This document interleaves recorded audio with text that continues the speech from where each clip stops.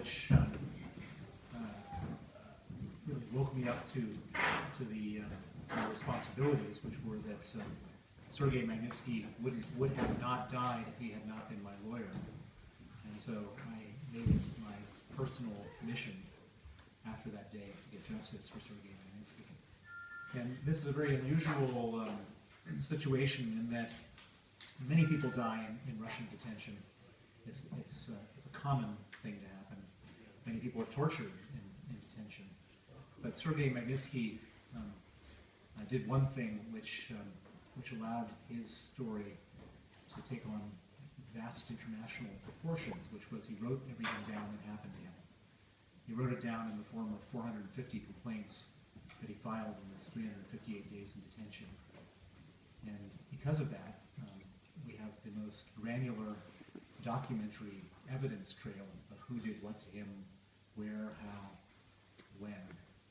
And because of that, I had the naive belief that no matter how corrupt the Russian regime was, that they could not afford, from a public relations standpoint, to not prosecute and to not bring to justice the people who killed him. And so I waited and I hoped for some type of justice, and I waited and waited, and there was no justice. Instead, Putin personally exonerated every single person involved in the torture and death of Sergei Magnitsky. And the Russian government went on to promote, and in some cases even grant state honors to those who were involved in this terrible, unforgivable crime.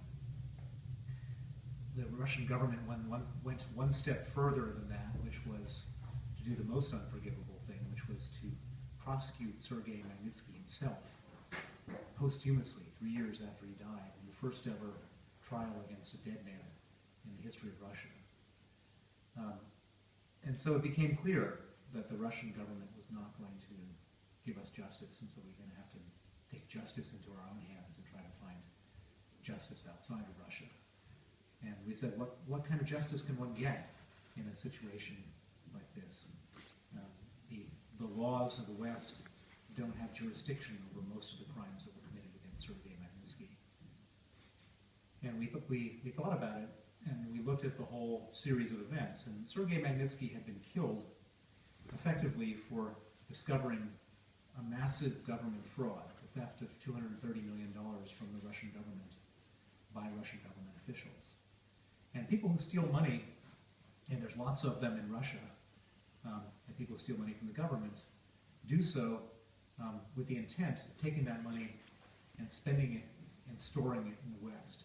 They like to send their kids to school in the West. They like to travel to the West. They like to party in the West. And effectively, Russia is their hunting ground, and the West is where they go to relax. And we said, and that is one place that we have some jurisdiction over.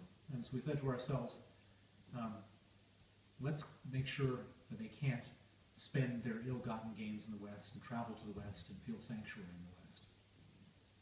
And it wasn't an easy project to convince foreign governments that they should ban the people who killed Magnitsky and freeze their assets, because most governments don't want to do anything to upset the Russians, and it's not specific to any one country.